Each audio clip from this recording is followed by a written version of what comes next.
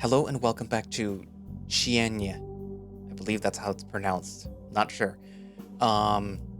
If you recall in the previous video, we were running around with Raymond. Well, Tom was running around with Raymond, talking to some of the witnesses that were the last people to see Raymond's brother alive, or brother in general, because we don't know if he's alive or dead or what.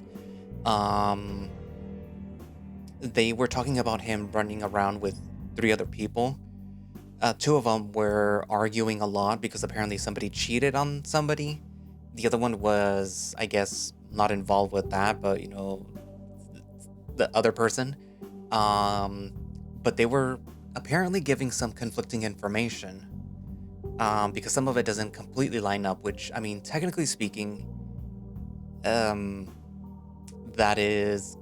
bound to happen. Like, you don't know them, you're just hearing what they're saying. So of course you're only going to get bits and pieces, which means that you might have the wrong information. Anyways, but they got that information from the witnesses, and of course Marcus was talking to Bernard at the Gouvernietwerk, and he found out that the police were all interrogating the waitstaff and pretty much everyone there about Camille's whereabouts, because he apparently was eating food from there, and he had a whole bunch of food containers from there, so that is a connection, but like apparently they were being a little bit too aggressive. But other than that, that's about all that happened, I believe. Tom met up with Jacob. He sort of got Otto a lawyer, but not really, because, you know, Otto has to agree to that. But yeah, anyway, so I guess without further ado, let us continue. Cienie. I expected fewer people to be keen on coming here after what happened, but it's as packed as the other day. Raymond and I sit at the table nearest to the entrance. He stretches his arms and grabs the menu from the wall file holder, then props it up between his face and mine. I can only see his gaze scanning the text on the menu with steady horizontal sweeps before he looks at me, a bright glint in his eyes. So, what do you want to eat? Maybe something warm, like rosu. Oh, nice. I have that one also. He puts the menu back in the file holder and heads towards the counter. After exchanging a few words with the worker behind it, he returns. My phone keeps buzzing. I'm not even interested in checking. Whether it's Marcus or Dad, they deserve some silent treatment. That's what I've been getting after all. Right. Orders placed. Sweet. I take out the notes Marcus gave me and add all the other things that we learned from the conversations earlier. So let's investigate the inconsistencies from their statements.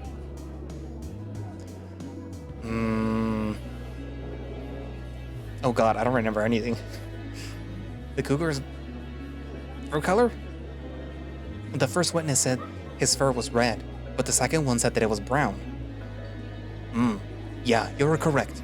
But then brown is just a different shade of red. Maybe he saw him in a different lighting? Perhaps. What else is there? I think the second witness couldn't have heard the cougar and Collie arguing, though I am not sure why. He was inside the shop while they were arguing outside. Right, he was inside the shop when they were arguing, and he mentioned how busy the day was and the heavy traffic from the highway. Yeah, nice lot, Tom. But wait, if he didn't hear what they were arguing about, how come both witnesses' statements mentioned the same thing about the cougar-collie couple? It's not exactly the same. There's one major difference from both statements. The person who committed the cheating? The first witness said that it was a collie who was accused of cheating, but the second witness said that it was a cougar. Yala, which one was it actually? No idea, but they did talk about the same thing. How could that be? Either one of them got it wrong or they're lying, because it's way too similar in what they recalled. There is also one inconsistency I realized. What is it? How they described my brother. The bison said my brother looked sad, but the tabby from the gas station said that he was the cheeriest of the bunch. Maybe he thought of something that cheered him up on the way there? could be.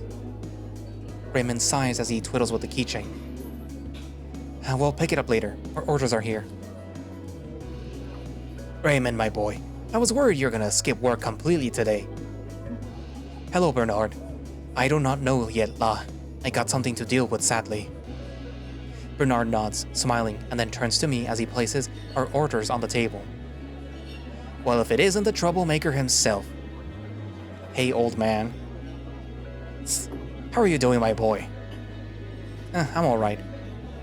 Actually, Bernard, now that you're here, I was wondering if Otto has talked to you yet? No? Why? Well, he wanted to talk to you about something. But I suppose work has been keeping him busy. I could call him right now. I don't know if I should say anything. He made it clear that he wanted to meet you face to face. Is my nephew in trouble? Fine. I'll give him a call later.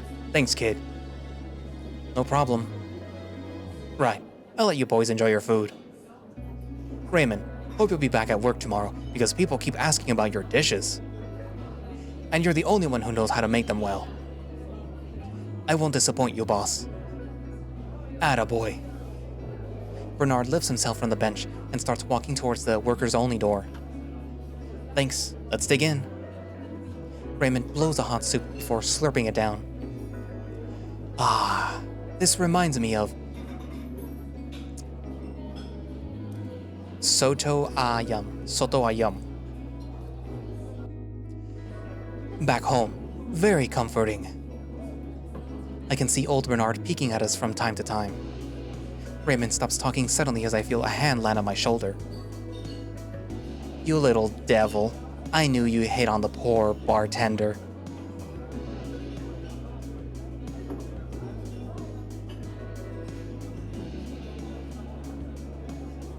What's with the glare? I say how I see it. He's such a sneaky cat, isn't he? David, you're making a scene. Hey, kitty. Mind if we sit down? I glance at Raymond, but the tiger gazes at the two hyenas with an amiable smile. Sure, I guess. Aliash sits next to me, and David sneers at him before sitting next to Raymond, who moves his chair to make space for the hyena. Oh god, I just hope David doesn't embarrass me again. At least there's Aliash to keep him grounded. So, who's your new friend? Oh, right. Aliash, this is Raymond. Raymond, this is my friend Aliash. You already know David. Nice to meet you, Aliash. I also work here, but I am taking a day off. Nice to meet you too, Raymond. You can call me Eli. Aliash smiles as they both extend their arms and shake hands.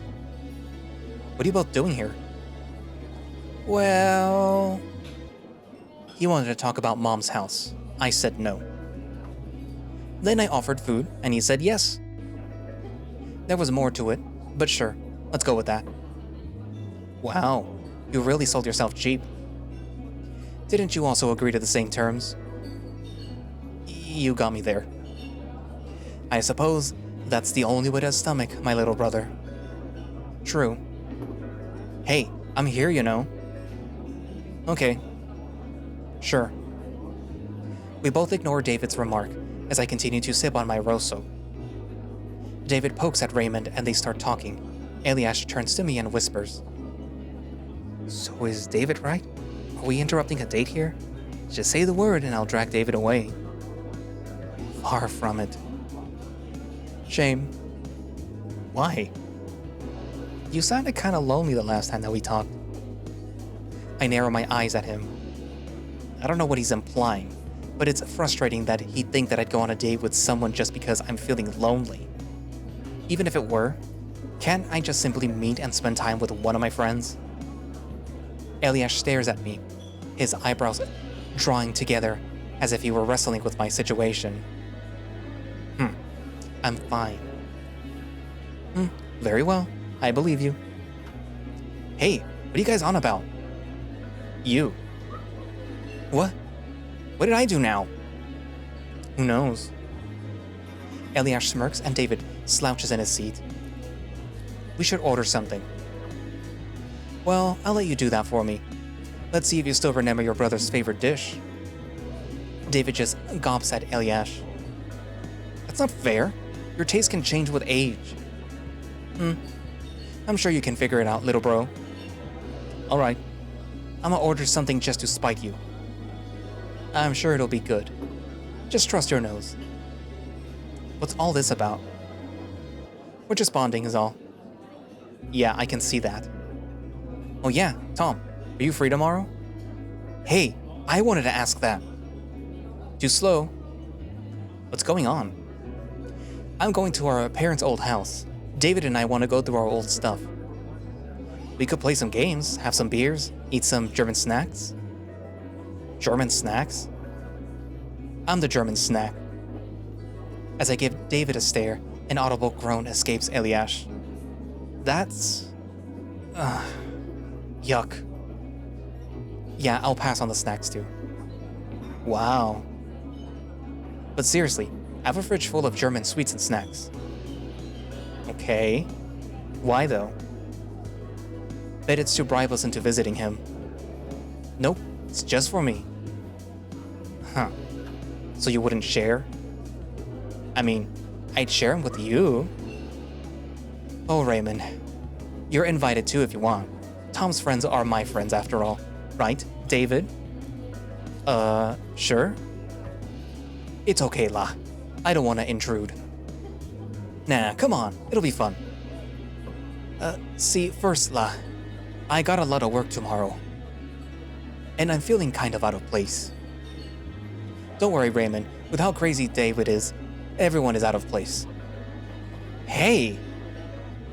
To be honest, I'm not even sure if I'm coming myself. Aw, that's cool. Just text me if you both change your mind, and I can pick you up. Eliash plucks a sheet of napkin from the napkin holder and scribbles down his number. He passes it to Raymond. Raymond accepts it with open palms and gentle eyes. I just hope Raymond takes this for what it is. Eliash simply being friendly and not the weirdo like his brother is. I don't know how I feel about this invitation anyway. Eli is good company, and we do have a lot to discuss now that David has suddenly crashed back into our lives. But as for David himself, I'm not sure if I'm down for any casual hangout at the moment. The dinner the other day was, after all, just so that I could get an explanation out of him. And the explanation didn't leave me all that satisfied.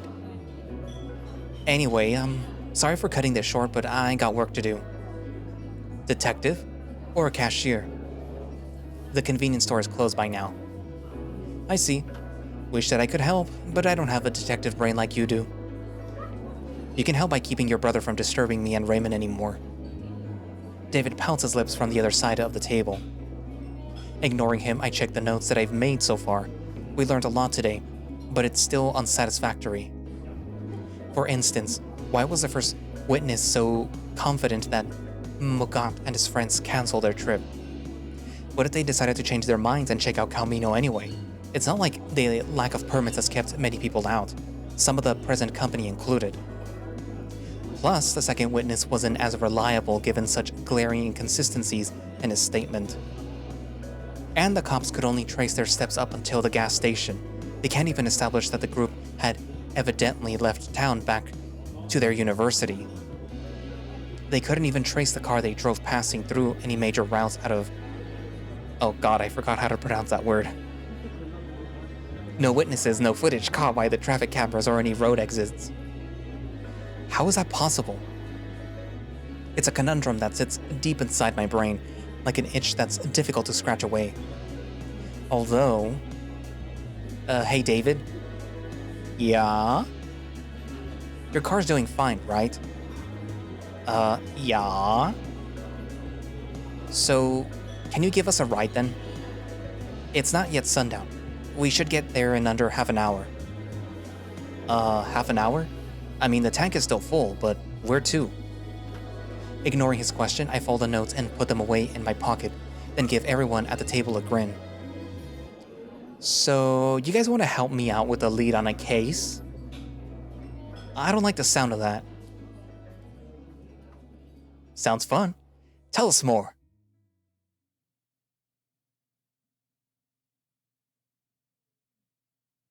Make a left turn, Are you gonna tell us where we're going? Soon. David has been driving for 20 minutes towards the edge of town. According to the phone app, it's going to take us 10 more minutes. You sure we shouldn't tell Marcus? He keeps his secrets. This can be ours. Besides, he'll definitely say no to this. He's still tied to the cops, awaiting permission.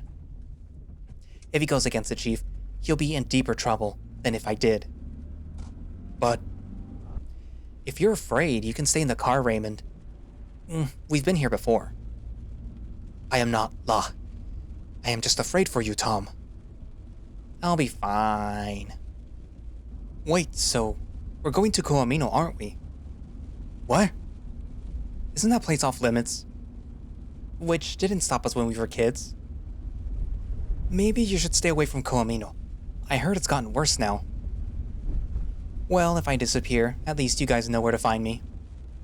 I laugh loudly, but none of them laugh along with me. Instead, their expressions range from fear to worry. That's not funny. I mean, it could be exciting, as long as the buildings don't collapse and kill us all. That's even worse. I already told Tom that it's dangerous, but this guy, damn stubborn one. Hey, hold on. You agreed to do it just now, though. Of course, La, because I can tell that you will go there by yourself eventually. Fair. You two can stay in the car. Raymond and I will check it out. The brothers look at each other before looking back at me. I'll go with you. You sure? Yeah. Fine. What about me? I don't want to be left alone out here. You stay in the car and be on the lookout. How long will you guys take? I don't know. Don't worry. We'll be back before nightfall. My phone is fully charged, and we can call each other if something's up. God. Hey, 9 lives, remember? You're insane. David eventually relents and agrees to stay behind.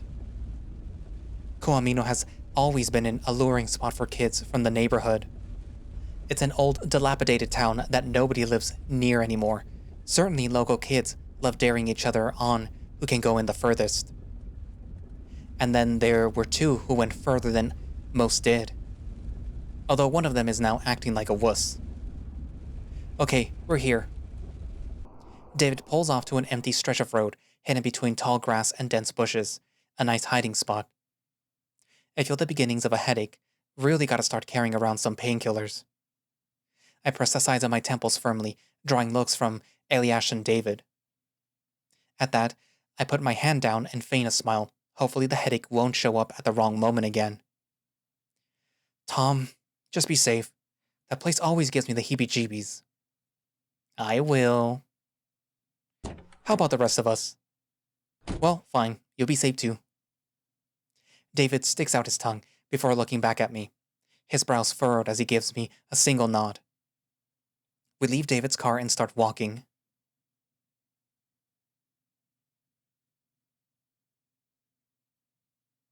Right, stick close. I nod as we follow the dirt trail that meanders deep into the forest.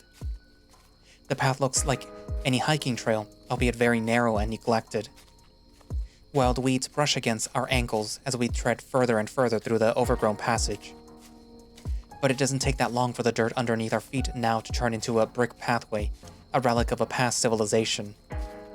Well, not that past. Still, nature has a strong hold over this place now, desperately reclaiming everything. The benches that once lined the pathway are now broken and smothered by ivy plants wrapping their tendrils around them. It's been a while since I've seen any of this. David is right. At least everything seems even more overgrown than I remember. I'm hoping that we will still find something, anything really. A loud yawn draws attention from both Eliash and Raymond. I promptly shrug. Better not tell them that I've gotten less than 2 hours of sleep today. Everyone stays silent as we walk. Maybe they're nervous at this point. The dense row of trees abruptly thins out, revealing an expansive open area in front of us. The whole town of Koamino lies bare for us to marvel at.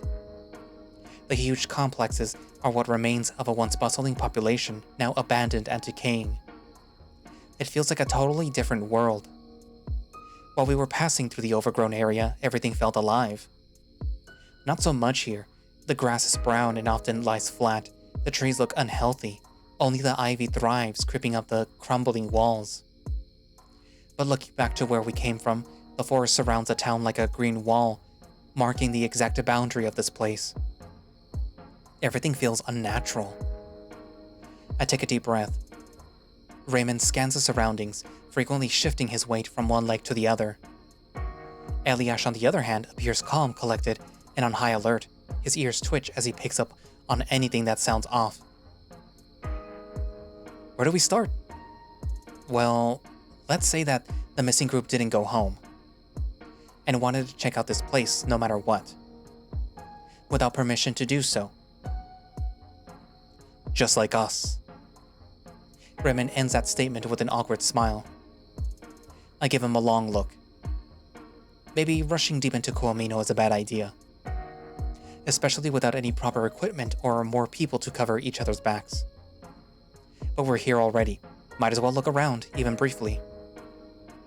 Aside from apartment buildings, there are two locations in this town that stand out. First, let me ask you, knowing how dangerous this place is, you think that they'd risk going in deeper? My brother wouldn't. He's not like that. I see. So is there a possibility that they'd split up? Maybe. I don't think my brother would go alone. So, if he didn't want to explore too deep, maybe he'd stay behind? Like how we're leaving David? Yeah. Could also be that they just convinced them to stick together. If they decided to go deeper, they'd be risking a lot, especially if they're not prepared. Besides, Kitty, you, and David should have already known that. I give Eliash a quick glance. His lips purse flat as he looks away. We were kids then. It's fine now. Maybe talking about that now isn't a good idea. I don't want to freak out Raymond. So, what if they didn't go that deep into Koamino? Based on our assumptions, Raymond's brother could have stayed in the car. My brother probably stayed. That's possible, or he went to check a different location. There is one place in this town that could be a good starting point. If Raymond's brother really decided to stay behind and the rest of the group wanted to investigate the town, then that's definitely where they'd went. Which location are you referring to? Follow me. This isn't a good moment to keep things to yourself, Tom. Yeah, La. Well, if going deep in town isn't a good idea, what's the alternative?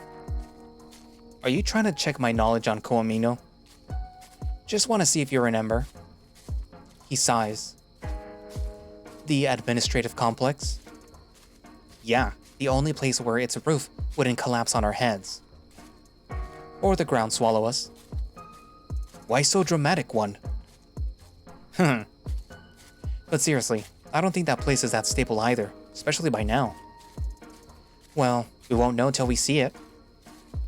As we walk towards the administrative complex, I glance back to the rest of the town. The looming buildings behind us stand like silent sentinels, their windows like 100 tiny eyes staring at us. From any one of them, there could be someone peering at us from a distance. Then again, now's not the time to be paranoid. I'm the one who brought us here, after all. I avoid mentioning or overreacting to the headache that keeps building steadily, beginning to pound away at my skull. The last thing that I want is to make them worry.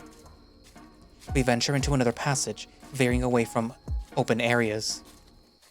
Dead twigs and leaves snap and crunch underneath our feet. I check to see if Eliash and Raymond are doing alright. Noticing my glance, the hyena steps forward slightly quicker than Raymond and talks to me in a quieter voice. So, I know this might not be a good time, but... Yeah?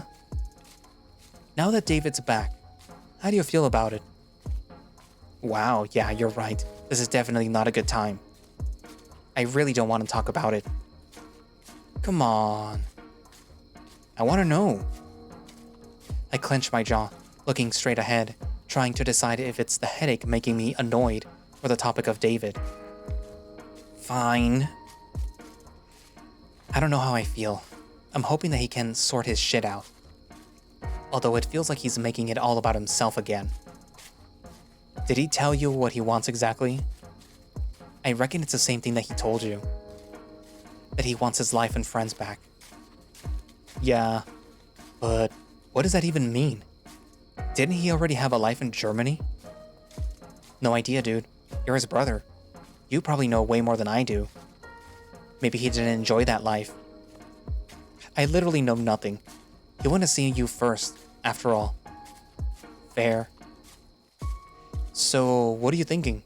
Are you gonna give him another chance? I don't know. Shit is messed up right now. Too much stuff going on. Makes sense. Like, he definitely acts like his old self. But... you know, whenever he's around, I just feel confused, angry. Betrayed? Yeah. Eli falls silent as we continue walking.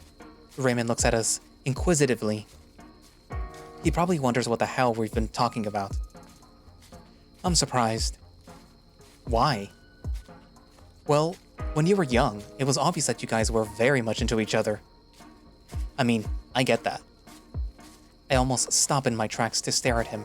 Instead, I let out a frustrated sigh. What's your point? Tom. Do you still have feelings for him? His direct questioning stuns me like a taser, my train of thought dissipating like mist. I know I don't have feelings for David anymore. But did I ever? As a friend, sure. But I don't know if there was more to it. Maybe a childish crush at best? Whatever it was, it's long gone. Where did that come from? With everything that's happening around, you seem... lonelier. That doesn't even make sense. I'm hanging out with you right now, no? I know this detective stuff is fun to you and all, but taking your friends to solve a case isn't actually hanging out. What? It's not fun for me when people disappear. Like, the fuck do you even mean? What I'm trying to say, loneliness can be scary sometimes, and with David being back and all, it's just a feeling. But I think he still cares. So what? You're gonna defend him now? What? No. What I mean is, I don't think that he fully understands what he's made others go through. I don't want you to be hurt again. I won't. Good. He steps a bit closer before leaning in and whispering in my ear. Besides, you got a cute beefcake right here, and if you don't make a move... Eliash directs his sly gaze at Raymond, walking behind. I shake my head while he smirks, stepping back. Wow. You're really rotten. At least I can still tell you and David are brothers. What are you guys talking about? Sorry to leave you out, big guy. Just old friends catching up. Eliash slows down, leaving me to walk in front while he strikes up a conversation with Raymond.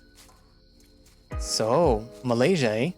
Never been anywhere outside this country, to be honest. Oh, come visit La. We got nice cheap street food, warm beaches, and warm people all year round. Yeah, bet you do. I hate having to deal with the cold winter each year. Eliash seems genuinely interested in Raymond. I thought he'd be more reserved about it.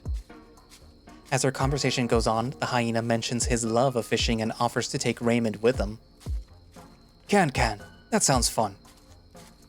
They chuckle occasionally as they continue talking. You eat rice with your hand? What about noodles? For noodles, we use fork la, or chopsticks. It'd be cute if it weren't an abandoned town, where people may have gone missing. Doesn't help that the headache by now has grown strong enough that I can find it hard to concentrate on the words being said. Hey Tom? Yeah? You know where you're going? This place is nothing but trees now. I can barely see shit. Why would you look for that, though? I shoot Eliash a cheeky smile and focus back on the path. We're almost there. So, Calmino was once a POW camp in World War II? True or not? Marcus told me a bit. Yeah.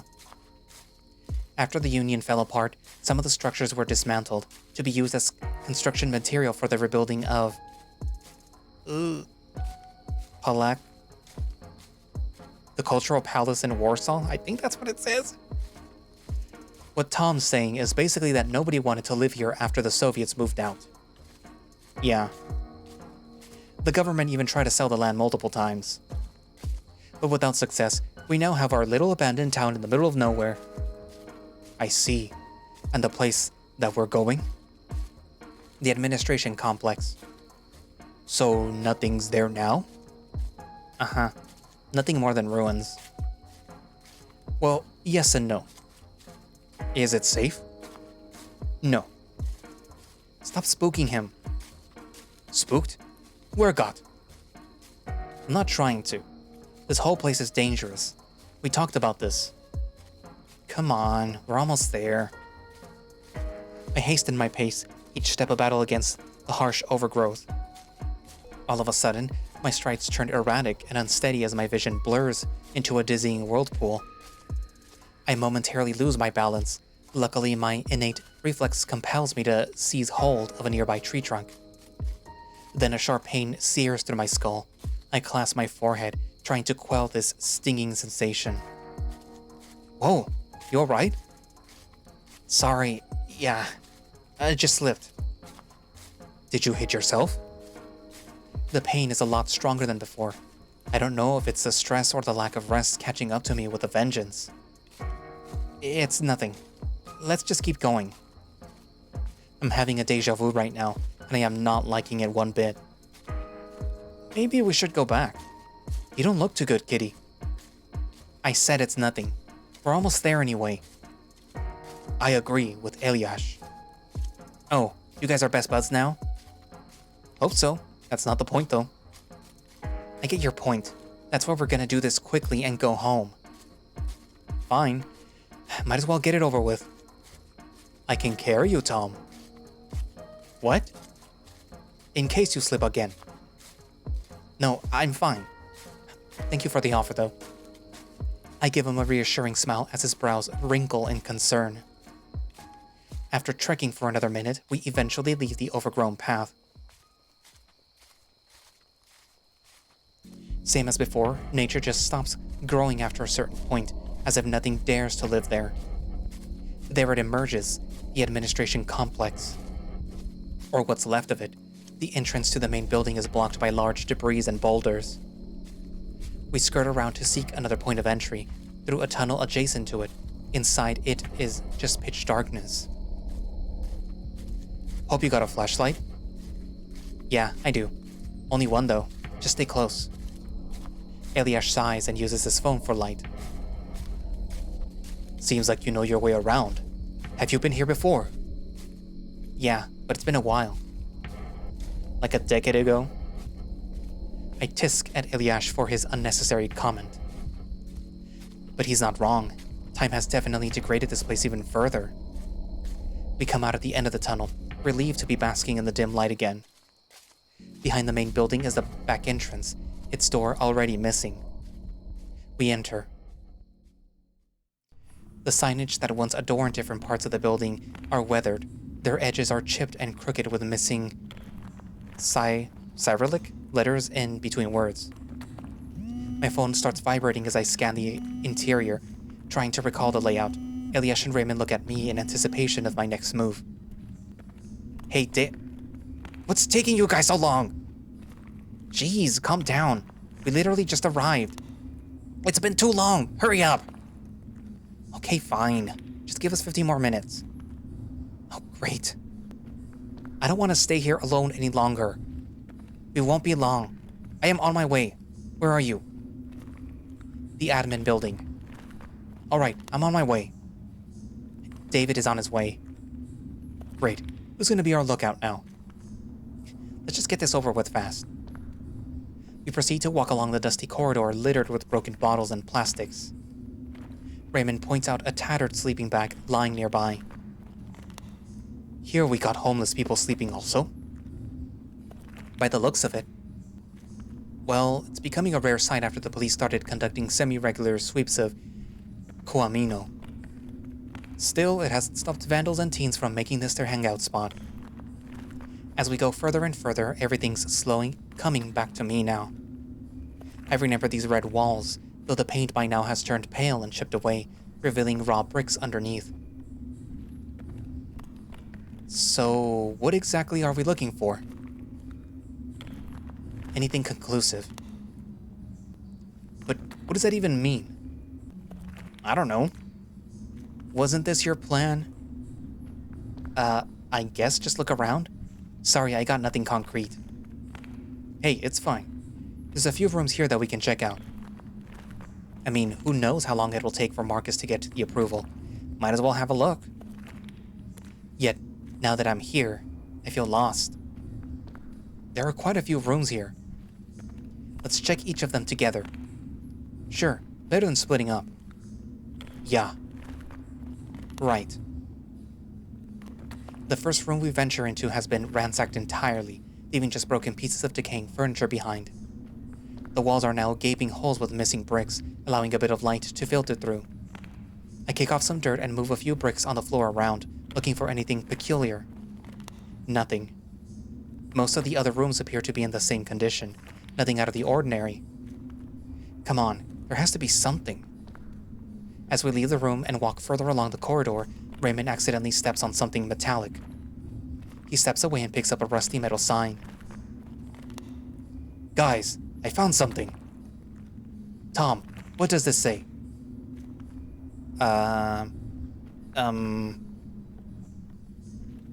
Do not enter danger. What? I didn't skip Russian class at school. Nerd. Eliash proceeds to ignore me, instead inspecting the sign and its surroundings. This floor, or well, what's left of it, was mostly office spaces. What's so dangerous about it? We enter the room near where Raymond found the sign. It looks like another office room that has been looted and left to rot. Tall bookshelves lie on the floors, with parts of the wood missing and chipped. Hey, help me lift this. Raymond and Eliash lift the shelf while I shine the flashlight on the floor and underneath it. As I crouch, I notice a piece of paper sticking out under a pile of rubble. I stick my hand underneath and grab it. They let go of the shelf and it falls back with a thud. Meanwhile, I inspect the piece of document in my hand. The edges are frayed and torn. The ink on the other hand has faded, leaving a few vague words in German. David should know what they mean. That's not funny. What's not funny? Har har. You guys trying to scare me? I do not know what you're talking about. You didn't hear that? Hear what? Tom, grow up. Is it those whispers again? Not now. I exit the room to check if anyone's nearby. There's only the three of us. Is that? From the corner of my eyes, I see something flicker down the hall. I step closer and notice a sliver of light cruising down a flight of stairs leading downstairs. The sight makes me shudder. The memory that surfaces in my brain is not a fun one. The cackling voices of children as the door shuts tight, the warm tears trickling down my face as I plead to be let out, and the fading footsteps as David ran away, seeking help. From behind, a big paw lands on my shoulder, clasping it firm. I gasp. Hey, Tom! David steps out from the shadow, dangling his phone playfully, the light beam from the flashlight swinging back and forth across the hallway. Fuck you, you fucking piece of shit. Tom? Tom, what happened? Eliash and Raymond are left agape as David laughs his ass off. I take a slow, deep breath, clutching my still racing heart. Sorry. I'm sorry too. I didn't mean to scare you like that. Actually, I did. But yeah, sorry again. Yeah, whatever, asshole. Are you guys done yet? It's already getting dark outside. I suppose there's still the area downstairs that we need to check. And what's left upstairs? Oh, no. We're leaving. Also, we found this. It's in German. Can you read it? Oh, I can barely see shit here. Let's just leave. I'll look into it later in proper lighting. But, Tom, come on. I really don't want to stay here anymore. Honestly, me neither. Same. See? You got outvoted. Let's just go. Fine. I glance one last time at the old staircase, expecting something there. But it's empty. We head out of the building. The headache that had been tormenting me seems to let up a little as we step outside. We walk in silence on the overgrown path. I guess I really lost track of time back then, not expecting it to be quite this dark yet.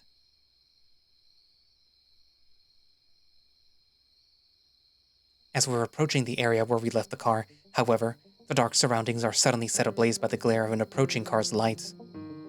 The lights are accompanied by the ominous hum of the car's engine. We all freeze and exchange panic looks before all four of us dash into the brush. The car stops only a few meters away from us. The door creaks open as the headlights flicker off, making it hard to tell who it is. As my mind races to figure out if someone has shown up to bust us for going into the forbidden area, I notice a familiar silhouette. I can't be too sure, but it looks to be the wolf from Anna's shop. But why is he here? This can't be good. Tom, you've got to go.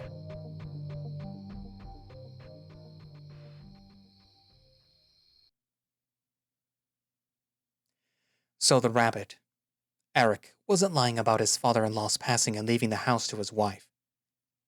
And the other house doesn't seem relevant, since the guy was just drunk driving and crashed. That car accident doesn't seem to be tied to Camille at all.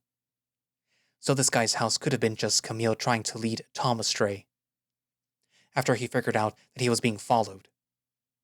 But then why would he lead Tom to his hiding place? Was he trying to lure him in there? Or maybe he just wanted Tom to see something. Hard to guess at his motives right now. According to the doctor, Miss Novak is improving, but they don't know when she will wake up. So my only lead right now is Eric and the shelter, and these cursed pictures. Eric. I stare at the photos. My anger spikes each time I look at one of them. The fact that Tom was being followed by Camille before we followed him. What would the bull want from Tom in the first place? I'm missing something obvious. The fuck does it all mean? I'm getting more and more restless. Doesn't help that Tom still hasn't called. He's probably still mad at me over his mother. No updates on his investigation with Raymond or on their situation. Maybe he is just hanging out with Raymond after all that. Hopefully. But it's not like him to leave the case hanging. I should call him. Hey, it's Tom. Sorry, but I can't answer right now. Please leave a message. Nothing. And again. Hey, it's Tom. Fuck's sake. Should I go looking for him? I don't want him to think that I babysit him all the time. I draw my fingers against the desk, staring at the clock. He should be at home now at least. Maybe Raymond will pick up. And no answer here too. Alright, I'm tired of waiting. I'll check Tom's house first, and then the bar. Tom? I run up to the door and swing it open. Carl squeezes past me without a word. Carl, it's late. Why are you here? Carl doesn't say anything, instead stepping further into the office, looking around. Well, make yourself comfortable. He staggers around the room, his steps heavy and unbalanced. His eyes then suddenly lock with mine. He glares at me, his fists tightly clenched, his eyes unfocused and teary. Where the fuck is my son? Tom? Shouldn't he be at home by now? I was just about to head to your place and talk to him. Don't lie to me. Well, he's not here. That kid. Always coming home late, looking tired all the damn time. Then one day the police calls, saying he found an injured woman in the forest. And you know what he said? He was just trying to help people. Carl, you've been drinking. Calm down. Oh, fuck off. You know, my only regret is letting you into our lives. You took my wife, my life, and now my fucking son? I've got no fucking clue what you're talking about. I've never taken anything from you. But I think it's easier to blame someone else for your own fuck-ups, no? You're fucking funny.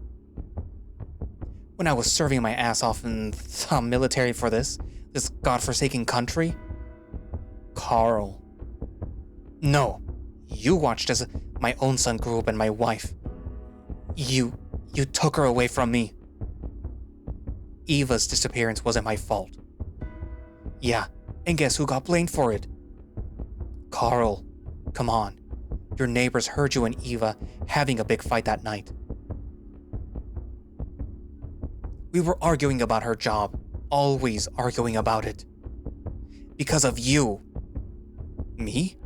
What? You love her, don't you? For the love of God, are you really this dense? You know I'm not. Answer the fucking question. I do, but not in the way that your small brain imagines it. I really cared for Eva. She was the one who put my life back together. Shit, Carl. I got no time for your jealous strips. And Tom is like a son to me. That's true. Your what? You heard me. My wife disappeared because of her investigation, and now you're leading my son into the same fate. You're a cancer to our family, Marcus. Says the guy who drinks himself away and beats his own kid. Motherfucker. The chilling gaze in his eyes. He may not be a murderer, but as a former soldier, he's definitely trained to kill. I have to be careful. Where is he? In an instant, Carl lunges towards me, ramming his head against my gut. His arms are wrapped around my waist as he tumbles to the floor. His whole body is now on top of me. My arms tremble as I grasp both of his wrists to fend off his incoming blows. He begins pushing down on my arms harder and harder. My elbows can only hold him up for so long before they buckle under his onslaught. Ugh! The agonizing pain forces me to let go of his hands, which allows him to take advantage. Tell me! Here he comes again. If only I could just... Fuck! He manages to claw deep across the lower side of my jaw. It begins to bleed. With all the energy I can muster, I grab his shoulders and throw him off to the side in one swift motion. We roll and tumble on the carpet as I use his momentum against him to put myself in a more favorable position. Let me go! Let me go! You disgusting... Carl begins to sob uncontrollably. His alcohol-laden slobber mixed with warm tears begins to soak into the carpet. Give it up already. What the hell is wrong with you? Give my son back. Please. You think this is helping anyone? Please. Carl's muscles eventually become limp as he slowly passes out on the floor. With the strength that I have left, I haul his 80-kilo dead weight into the adjacent room and lay him upon the sofa. I check the time. It's already... That's a 1, right? 1 o'clock. I give Tom a call. Where the hell are you, Tom? Hey, it's Tom. To be continued. Oh, they have a credits. I should support this. Why am I not supporting it already? So it's kind of interesting what's happening so far. I kind of feel whatever spooky stuff is happening, it is affecting Tom. And I'm gonna have to look back at it. I remember when Tom was saying that he saw something go down the stairs. I saw something at the corner of my eyes where the stairs are that go down, but I didn't get to see it because I was busy reading, but I saw something. I don't know if it was David or what it was, but I'm gonna have to go back and see it. In fact, if I'm smart, I'm gonna cut that part and then put it right here so you can see it. Did I do it? I don't know. Anyways, it might have just been my glasses because they're clear and they kind of make like shadows at the corners of my vision. Anyways, so again, I hesitate to say that there's something spooky supernatural happening, but it feels like there's something going on. We haven't seen it, but that's kind of why I like the story, because again, there's stuff going on, but we're not being shown anything too explicit right now to really say like, oh yes, look, ghosts.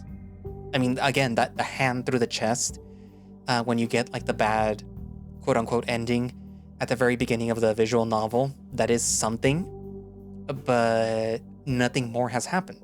Except for, what happened right now when, they were at the administrative complex. I can understand why Tom's father, Carl, is behaving the way he is, because if you recall in the previous update, or in the previous updates, plural, Tom was basically on his father about the fact that he lost his job, and it's like, oh, well, now I have to take over, and, I have to find a way to pay the bills, which is why he was also talking to the Fox dude, the lawyer. Well, he wasn't just talking with him. And my guess is that the father is cognizant enough to know that, he's messing up. He's messing up in life and with his son. And that's probably why he decided to get the security job after he lost the job with Otto, which, the guy wasn't going to be able to pay you anyways. So after he got there and he said like, hey, look, give me a moment.